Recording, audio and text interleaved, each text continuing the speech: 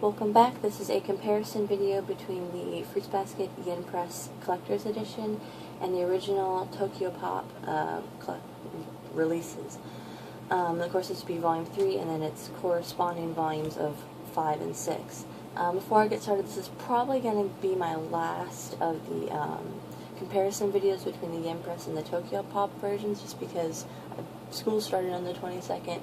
This video probably will come out late. That's what I get the feeling. It'll probably come out late. I'll still be continuing doing the Japanese and English comparisons of the collector's edition, and then it's like my regular showing off of the collector's editions. But it's just the comparisons between the Yen Press and the Tokyopop ones that I probably won't be doing as much anymore. Or I might not do it all anymore, just because, again, school's going to be started on the 22nd, and that takes priority over doing these comparisons, which take a while to do because I have to read both of the versions. But anyway, as I've said before with the other comparisons of the Tokyopop and Yen Press ones, you can't really compare much cosmetically. You can't look, because they're two completely different set of designs here. But as I've said before, the only other thing is that it's, of course, the Yen Press, of course, is taller and it's longer, and I saw it earlier. It's they're basically the same width though, because they have the same content in it. So, but other than that, it's just cosmetic things like, the original releases had Momiji and Kagura on it, and the Yen Press, the collector's edition, has Shigure and Kagura. There was one behind, even though by the end of the series it ends up matching up. It's kind of weird. It's kind of funny how they end up doing that. But other than that, it's just a lot of things content-wise. I mean, actual content-wise, it's the same. It's just like bonus content-wise is different. But of course, things that are different, I'll start off with Volume 5, is that of course the Waking Up page is not there, the Story So Far page is not there, and nor is the character content page that is there. And of course, the back of Volume 5, the things that are not there are the preview for the next volume, the interview with Takuya-sensei, the year of the boar, and then just fan art and ads for other Tokyopop volumes. For Volume 5, you have, not Volume 6, you also same, the Waking Up picture, the Story So Far page, the characters page, and then at the back it's the preview for the next volume, the Year of the Rabbit, fan art, and then ads for the Tokyopop volumes. So I'm going to start with Volume 5. Well, I'm going to come back to it, but I'm going to just mention, the one thing I want to mention, of course, is the thank you page, which, once again, is not actually in the, this thank you page isn't in the Yen Press release, the collector's edition releases anymore, because those they've been replaced with these pages, and of course that's because, and I'll show you the other thank you page as well. That's because they have been replaced with these thank you pages. They've been replaced with a new thank you page.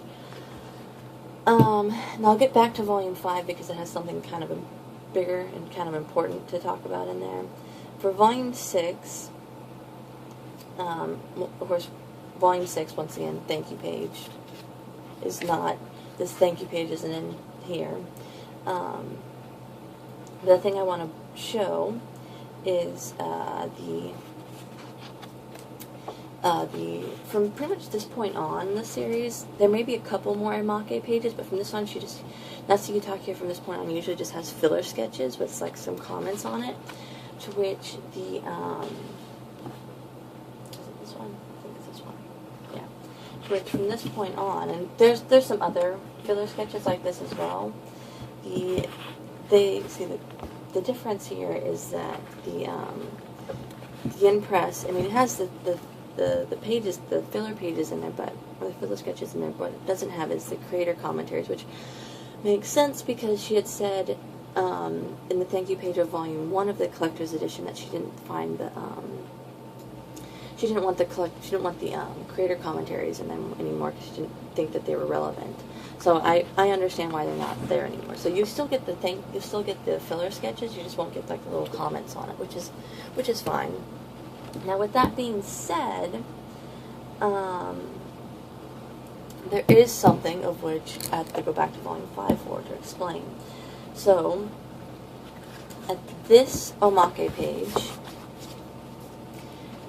which is at the very beginning of Volume 5, as well as this omake page, which is about halfway through Volume 5, neither of them, and I'll show you in a second, neither of them are in, see it's not there, and it's not, flip to it, neither of them are in the collector's editions, which, and it's been placed in this. And at first I was like, why is that? And I was a bit confused. I thought, well, maybe it's just like how some of the omake pages that were in volume, they're in volume 3 weren't in the second collector's editions. And I think the reason why this relates back to the creator commentaries is that these omake pages, unlike the other ones, and why they did actually pop up in the other one in Volume 12, why they did end up showing up in the collector's edition of Volume 12, is because those omake pages actually had something to do with the characters, while these omake pages, they are more similar to that of her sidebar commentaries, which she'll usually talk about like video games and whatnot, which that's what these omake pages are about. They're about her playing different video games and whatnot. So I think that's the reason why they weren't in there. And again, they're not even in Volume 12. So, but I think I understand why they're not in there. I think it's fine.